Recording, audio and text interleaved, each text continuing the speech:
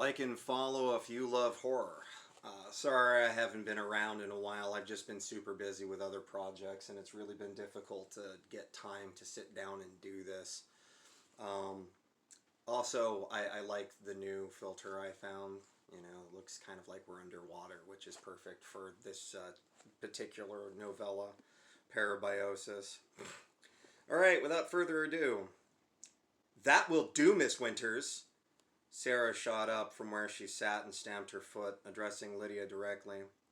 All right, everyone knows their stations. Get that damn shuttle prepped. 1 hour. Liddy begrudgingly attended to her duties and stormed off to the submersible bay. Slowly, the rest of the crew departed to attempt to their duties as well. Teddy, Sarah, and Simon were left behind, uncomfortably silent. How are you holding up there, buddy? Teddy hoped to breach the tension and refocus the subject of the earlier conversation. Strangely, I actually feel quite good now, even if a bit sticky. He shrugged and chuckled, his spirit perked by Teddy. Not bad for a man with a fish trying to mate with him. Well, this certainly is unprecedented, but at the very least you're alive and stable. He shook Simon's shoulder in response. Simon reached up and to pat Teddy's hand. Teddy reflexively pulled away from what he saw. What? You're not worried about me cheating on you with a fish? Simon wanted to keep the tone light, but felt a little hurt. Simon, your hand, Teddy said, then covered his mouth. Simon held up his hand. His fingers now ended in clawed tips. The epidermis was hard and shell-like, and the fingernails were completely gone. Sarah shook her head in disbelief and exited the lab into the bay. She barked orders in a tiz, prompting the crew to hustle in their preparation. This left Teddy with Simon alone together. They stared at each other, unsure of what to say. Teddy wanted to apologize, but didn't even know where to begin. He couldn't help but feel his carelessness, or his careless enthusiasm had caused this. No, I was the careless one, Simon said, understanding. I should have been more careful with the net. Teddy hadn't said anything, but Simon responded to what he would have said had he spoken. It was easy enough to shrug off. Simon was always good at reading his mood. It's not your fault, Simon clarified. The fish jolted out through the net after you hugged me, not during. Once again, Teddy hadn't spoken. He was confused, a little frightened, and unsure of how to react. He wanted to go to Simon's side, but between the claws and the sweat, he found himself ashamedly repulsed.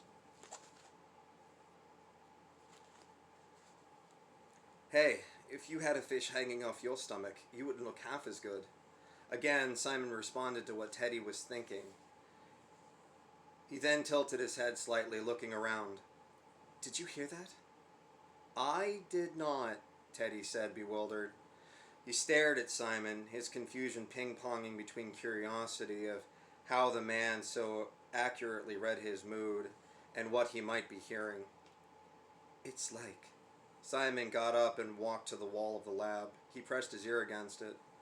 It's like a whisper. He held his head there for a moment before turning to Teddy. That's a pretty rude thing to say. I didn't say anything. Teddy's eyes went wide. You think I'm crazy, Simon said. There was a pause. Then word for word he said what Teddy had planned to say. For all we know, the fish is making you crazy. They stared at each other for a moment. Teddy was mostly frozen in place, trying to process what had just happened. Simon's expression changed erratically, like he was focusing in and out, listening to conversation Teddy wasn't having. I think I need to get I think I need to get Sarah. Teddy tried to skirt the wall towards the window into the docking bay. Please don't go. Simon stepped in front of him and held up a clawed hand. Teddy refocused on the claw. Simon realized what he'd done and slipped it behind his back. Please, I'd be lying if I didn't tell you I was scared as hell. Look, He barely got the words out before Simon finished the sentence for him. think Sarah needs to check on you." He spoke, word for word, what Teddy was about to say. There was another tense moment between the two. Sweat beaded on Simon's head until a small blob formed. It no longer looked like sweat, but rather a sort of oil or jelly. Teddy could see Simon was now covered with the stuff. "Look, Teddy spoke again and was again cut off by Simon. "Really think Sarah should take a second look at you," he said, apparently every bit as confused as Teddy. "Teddy, I'm really fucking scared." Teddy held his hand over Simon's mouth, anticipating that he'd get interrupted again. "I need to get Sarah." He pulled his hand away, and a line of slime came away with it. "She needs to see this." Simon just nodded and returned to the wall of the lab to continue listening. Teddy departed fast as he could. He bolted into the sun bay and slid to a halt. In his haste, he nearly toppled over Sarah. "Ma'am, there's a bit of a situation with Simon. He looks a lot worse." 5 damn minutes ago he looked fine. Sarah didn't even look at him. She was so deeply focused on getting the sub prepped. "Minus the damn claw." He wasn't in the mood for Sarah's dismissive authoritarian attitude. "There was nothing I can do, damn it." She finally turned her attention to Teddy. "His only chance is to get to the surface. Even if he's a damn fish by the time we get him there, it's all we can do for him." Teddy stammered for a moment. "Appears to be sweating slime and hearing things." Teddy made a point not to discuss the most unusual part, that Simon could think out loud for him. Sarah looked over at Simon beyond the lab window and watched him press his head against the inner hull. "Look, go and record all changes. Try to keep track of his symptoms, and hopefully the process can be safely reversed."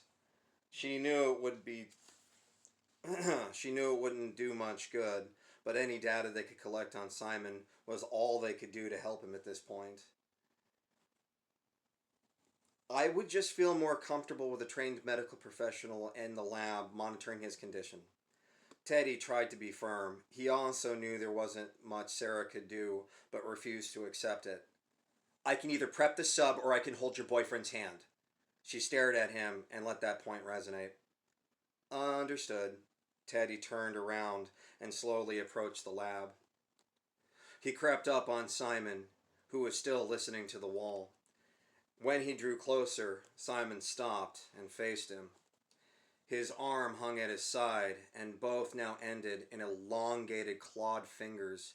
Each looked like the legs of spider crabs. They nimbly tickled the air. His skin was slick and veiny. His eyes were wide and seemed to bulge from his face slightly. "Theodore," he said, his voice not at all the same. Its smoothness had a gurgle to it. "Theodore," he repeated. "I'm not alone in here. I can hear it. I can hear you too. It can hear you." Teddy was struck by how clearly he could hear Simon, even though he only spoke at a whisper. Teddy drew closer, and as he did, he could see the definitions of Simon's face better, or rather, lack thereof. His proud nose was sunken in. His skin bloated around it. The angular features of his jaw and brow had softened. Even his lips had thinned, and the definition of his mouth narrowed. It was like the man was swelling from an allergic reaction. "Theodore," he said again, "I can feel it taking hold." "The fish?" Teddy didn't get any closer. There was something threatening about Simon's posture, like he might suddenly pounce.